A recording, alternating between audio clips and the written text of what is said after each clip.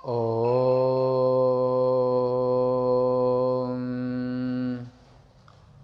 भद्रं कर्णेभिः शृणुयाम देवाः भद्रं पश्येमाक्षभिर्यजत्राः स्थिरैरङ्गैस्तुष्टुवागुंसस्तनोभिर्दशेम देवहितं यदायुः स्वस्ति न इन्द्रो वृद्धश्रवाः स्वस्ति नः पूषा विश्ववेदाः स्वस्ति नस्तार्क्ष्यो अरिष्टनेमिः स्वस्ति नो बृहस्पतिर्दधातु ॐ शान्तिः शान्तिः शान्तिः।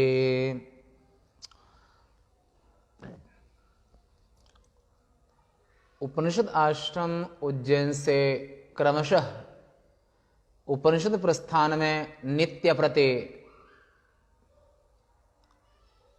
प्रातः काल के स्वाध्याय सत्र में आप श्रवण करते हैं। आज 13/8/2021 में अथर्ववेद के प्रश्नोपनिषद में षष्ठम प्रश्न का आरंभ से विचार।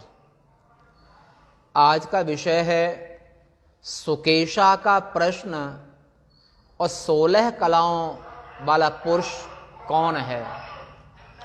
कहते हैं कि भगवान 16 कलाओं वाले हैं, तो यहाँ पर ये विचार किया गया आखिर ईश्वर की जो 16 कलाएं हैं वो 16 कलाओं वाला पुरुष कौन है। अथ हैनं सुकेशा भारद्वाजोपप्रक्ष भगवन् हिरण्यनाभ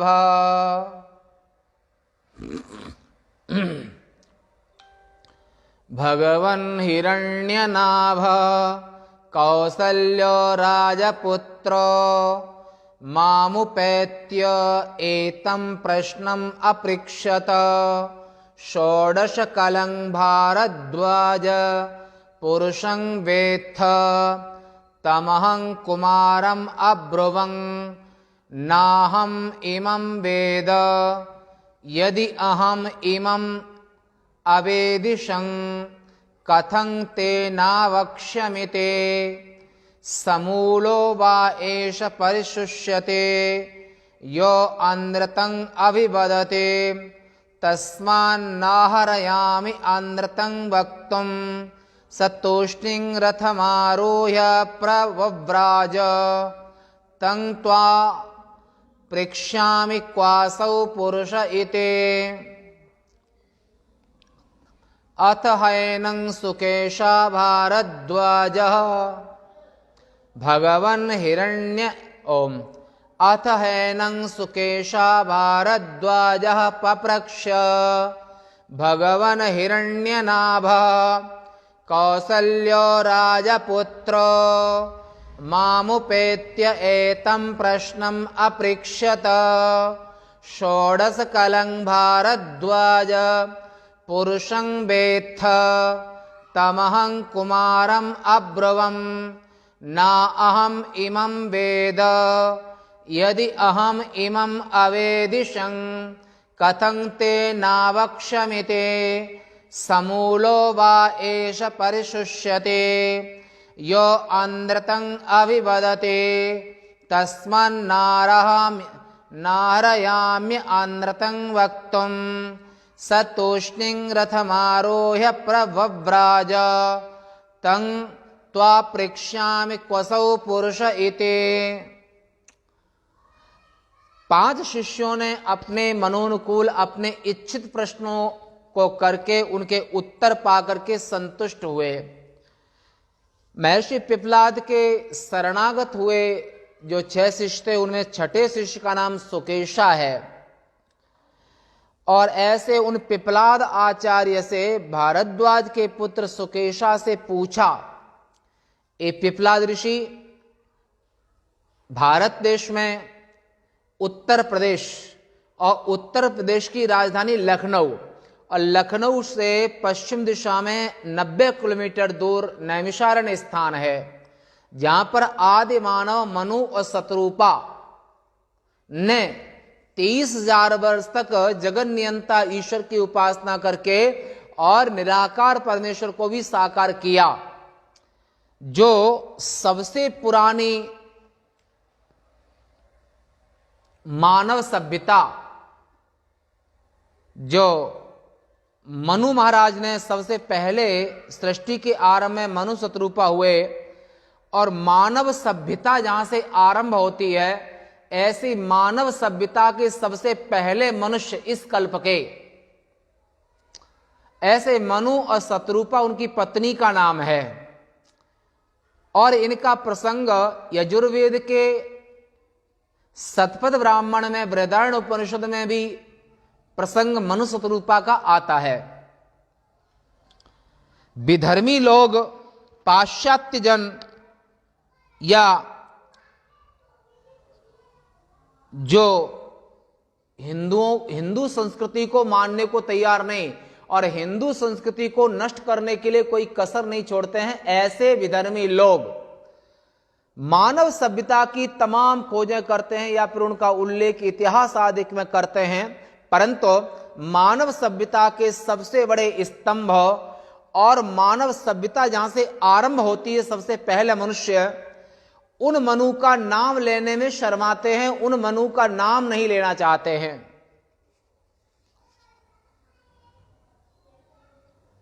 हड़प्पा सभ्यता की खोज करेंगे, सरस्वती के नदी पर जो सभ्यता उसकी खोज करेंगे, उसको इतिहास में उद्धृत करेंगे।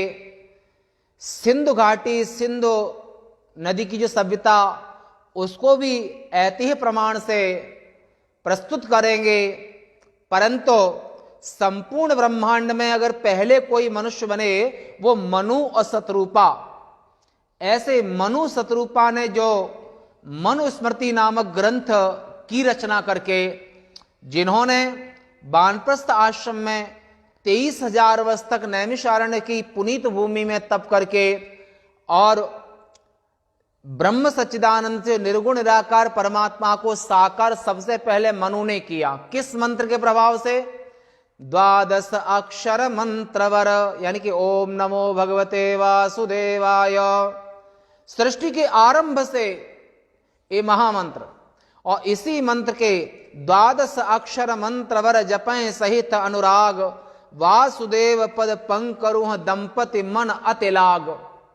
अपने पुत्रों को उत्तानपाद प्रियव्रत दोनों पुत्रों को राजा बना करके समूची पृथ्वी का सप्तद्वीपवती वसुंधरा, 7 द्वीपों वाली वसुधा का राज दे करके और नारी समेत गवन बन कीना तपस्या करने चले हैं।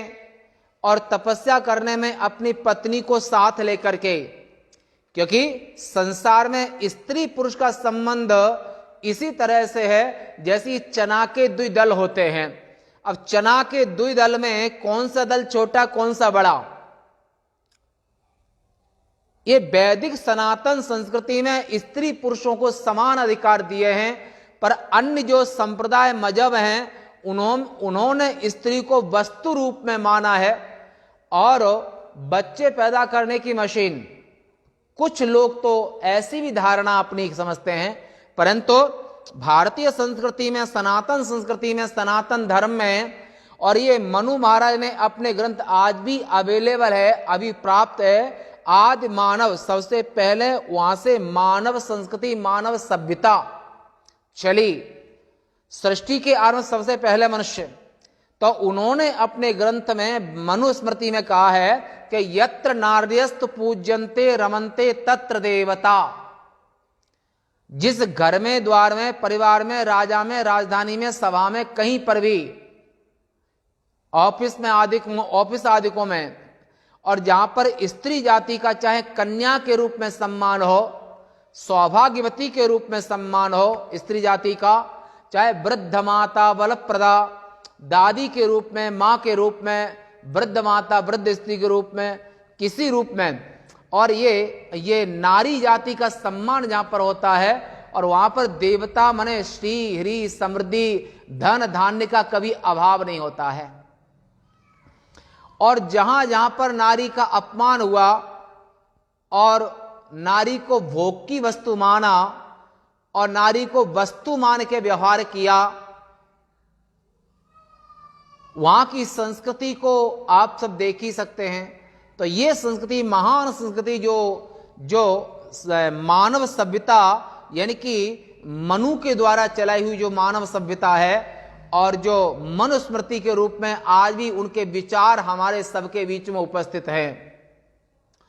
पर विधर्मी लोग मनुस्मृति को मानने को तैयार नहीं है, मनु को मानने को तैयार नहीं है। और जिसने भारत देश में प्रच्छन्न रूप में छुप करके थे कुछ और पंडित बनकर जो शासन किया, ऐसे गांधी परिवार, नेहरू परिवार, तो इन लोगों ने मानव सभ्यता को और वैदिक संस्कृति को, सनातन संस्कृति को और हिंदू संस्कृति को नष्ट करने में कोई कितना संभालने में प्रयास किया है या नष्ट करने में, ये तो विज्ञजन बुद्धिमान लोग समझ सकते हैं। हमारी कहने की जरूरत ही नहीं है। उन्होंने तो मर्यादा पुरुषोत्तम श्री राम के द्वारा जो राम सेतु था उसको भी, और राम को, व्यास को और पांडवों को और हिंदू जिस पर गर्व कर सकें, ऐसे पात्रों को, राम को भी काल्पनिक कह दिया, सीता को भी काल्पनिक कहा कांग्रेस ने, और महाभारत को भी काल्पनिक ग्रंथ घोषित कर दिया। तो यहां पर जो विधर्मी लोग हैं वो वैदिक संस्कृति को नष्ट करने में कोई कसर नहीं छोड़ते हैं, परंतु शाश्वत जो सत्य है वो वैदिक संस्कृति ही है।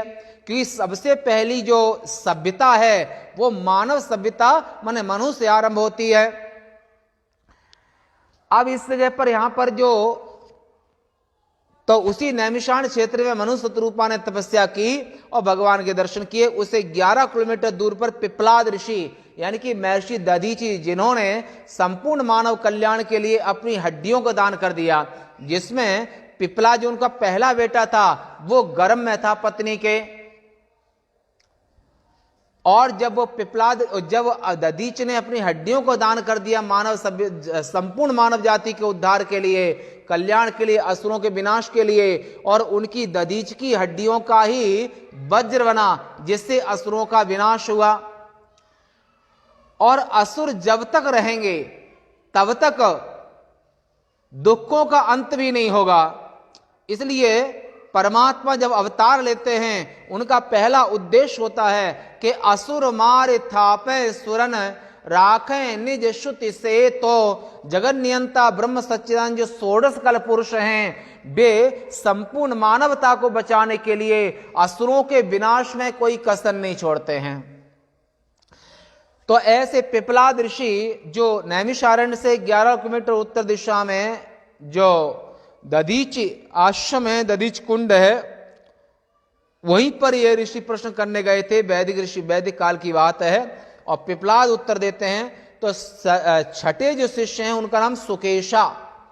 इन सुकेशा ने पूछा, भगवान ये कौशल देश के राजकुमार हिरण्यनाभ ने मेरे पास आकर, मैंने सुकेशा ने पूछा, प्रभु जब पहले हमारे घर की बात है तो कौशल देश के राजकुमार हिरण्यनाभ नाम के जो राजकुमार है उनने प्रश्न किया कि आकर सुकेशा ने कहा, उनसे हमसे प्रश्न किया था कि हे भारद्वाज, क्या तो 16 कलाओं वाले पुरुष को जानता है? सुकेशा ने अपनी पूर्व की घटना को गुरुदेव पिपलाद से बताया। तो उस हिरण्यनाभ नाम के राजकुमार ने प्रश्न किया कि 16 कला वाले पुरुष को क्या तुम जानते हो? तो सुकेशा ने कहा पिपलाद से, जब उसने ऐसा प्रश्न किया तो मैंने उससे कहा कुमार से, और कुमार ने कहा था, जो राजकुमार था उसने पूछा 16 कल पुरुष को जानते हो? तो तब हमने कहा मैं इसे नहीं जानता हूं। यदि मैं इसे जानता होता तो तुझे क्यों न बतलाता? जो पुरुष मिथ्या भाषण करता है मन से, वाणी से, माने झूठ बोलता है, तो वेद प्रमाणे की जो है, जो पुरुष, और सत्य के समान कोई धर्म नहीं है, नहीं सत्यात परो धर्म, इस संसार में सत्य से बड़ा कोई दूसरा धर्म नहीं है। तो यहां पर कहते हैं कि सुकेशा ने कहा कि जो पुरुष मिथ्या भाषण करता है वह सब ओर से मूल सहित, मूल जड़ के सहित उसका वंश भी नष्ट हो जाता है। झूठे व्यक्ति के वंश ज्यादा नहीं चलते हैं, क्योंकि संपूर्ण संसार का आश्रय सत्य है, आधार अधिष्ठान सत्य है। और जो व्यक्ति झूठ बोलता है, झूठे ही लेना, झूठे ही देना, झूठे ही भोजन, झूठ चवेना, जो झूठ का व्यवहार करता है वो परिवार के सहित जल्दी नष्ट हो जाता है, क्योंकि संपूर्ण ब्रह्मांड का सार सत्य है। तो ऋषि ने कहा, तो मैंने कहा जो मिथ्या भाषण क्यों करूंगा, जो मिथ्या बोलता है वो समूल नाश हो जाता है वो जड़ के सहित, अतः मैं मिथ्या भाषण नहीं कर सकता हूं। तब वह चुपचाप रथ पर चढ़कर चला गया। सो अब मैं आपसे उसके विषय में पूछता हूं कि वो षोडश कल जो पुरुष है वो कौन है। भाष्यम आगे। तदंतर उन पिपलाद आचार्य से भरद्वाज के पुत्र सुकेशा ने पूछा कि पहले यह कहा जा चुका है कि सुषुप्त काल में विज्ञान आत्मा के सहित संपूर्ण कार्य कारण रूप जगत अक्षर, ये पहले हम व्याख्या कर चुके हैं इसकी, अक्षर अविनाशी परम पुरुष में लीन हो जाता है। इसी नियम के अनुसार यह भी सिद्ध होता है कि प्रलय काल में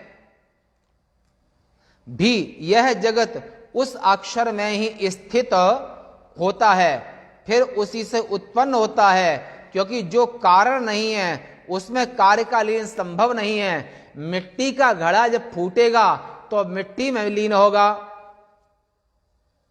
जल में नहीं, अन्न में नहीं, हवा में नहीं, आकाश में नहीं, अग्नि में नहीं, मिट्टी घड़ मिट्टी में लीन होगा, सोना सोने के साथ मिलेगा। तो जो जिसका कारण होता है, और कार्य हमेशा अपने कारण में मिल जाता है, और जो कारण नहीं है उसमें कार्य का लीन होना संभव नहीं है।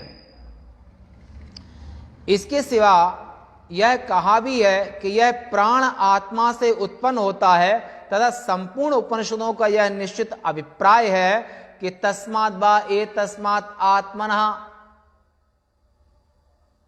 जायते, आत्मा से प्राण, आत्मा से सब कुछ पैदा होता है। तो जो जगत का आदि कारण है उसके ज्ञान से ही आत्यंतिक कल्याण हो सकता है। यह कहा जा चुका है कि वह सर्वज्ञ सर्वात्मक हो जाता है। अतः अब यह बतलाना चाहिए कि उस पुरुष संज्ञक सत्य और अक्षर को कहां जानना चाहिए, कहां पर जाने उसको। और इसी के लिए यह छठा प्रश्न आरंभ होता है। आख्यायिका का उल्लेख इसलिए किया गया है कि जिससे विज्ञान की जो दुर्लभता है, माने दुरूहता, माने कठिनता है, वो कठिनता कम हो जाए, मुमुक्षु लोग उसकी प्राप्ति के लिए विशेष प्रयत्न करें। इसलिए सरलता का प्रयोग किया जाता है, सरल भाषा का, आख्यायिका का, कहानी के रूप में। अब सुकेशा का प्रश्न आरंभ होता है कि कौशलपुरी में उत्पन्न हुए हिरण्यनाभ नामक एक राजपुत्र ने, जो जाति का क्षत्रिय था, मेरे समीप आकर के यह आगे कहा कि जाने वाला प्रश्न क्या है, जाने वाला प्रश्न किया कि हे भरद्वाज, क्या कोई षोडश कल पुरुष को, जिस पुरुष में शरीर में अवयवों के समान अविद्यावश 16 कलाएं आरोपित की गई हैं, उस षोडश कल पुरुष का, उसे षोडश कल पुरुष कहते हैं। ये 16 कलाएं भी काल्पनिक हैं अविद्या के द्वारा। ऐसे उस 16 कलाओं वाले पुरुष को क्या तू जानता है? इस प्रकार पूछते हुए उस राजकुमार से मैंने कहा, तुम जिसके विषय में पूछते हो मैं उसे नहीं जानता हूं, ऐसा कहा। ऐसा कहने पर भी मुझमें अज्ञानता की संभावना न करने वाले उस राजकुमार को मैंने अपने अज्ञान का कारण बतलाया, और ऋषि ने कहा कि मैं नहीं जानता हूं, पर राजकुमार को विश्वास नहीं हुआ कि इतने बड़े महात्मा, इतने बड़े ऋषि, इतने बड़े ज्ञानी, इतने बड़े पिता के पुत्र हैं और ये कैसे नहीं जानते हैं। तो वो अंदर में संतुष्ट नहीं हुआ। तो अज्ञान का यानी यदि कहीं तेरे पूछे हुए इस पुरुष को मैं जानता तो तुझ अत्यंत शिष्य गुण संपन्न प्रार्थी को क्यों न कहता, क्योंकि शिष्य के भी कुछ लक्षण होते हैं और हिरण्य नाम में पूरे लक्षण घटित हो रहे थे, धर्मात्मा था वो, अर्थात तुझे क्यों न बतलाता। फिर भी उसे अविश्वस्त सा देख उसको विश्वास दिलाने के लिए मैंने कहा कि जो पुरुष अपने आत्मा को अन्यथा करता हुआ अनृत अयथार्थ भाषण करता है, माने जानता हुआ झूठ बोलता है, अयथार्थ झूठ बोलना, असत्य बोलना, वह समूल अर्थात मूल के सहित सूख जाता है, इस लोक और परलोक दोनों में ही विलय होकर नष्ट हो जाता है। मैं इस बात को जानता हूं, इसलिए अज्ञानी पुरुष के समान मिथ्या भाषण मैं नहीं कर सकता हूं। अज्ञानी व्यक्ति मिथ्या भाषण करता है वो तो पाप कर ही रहा है, पर जो सत्य के महत्व को जानता है वो कैसे झूठ बोल सकता है। इस प्रकार विश्वास दिलाए जाने पर वह राजकुमार चुपचाप संकुचित होकर के रथ पर चढ़ करके और जहां से आया था वहीं चला गया। इससे यह सिद्ध होता है कि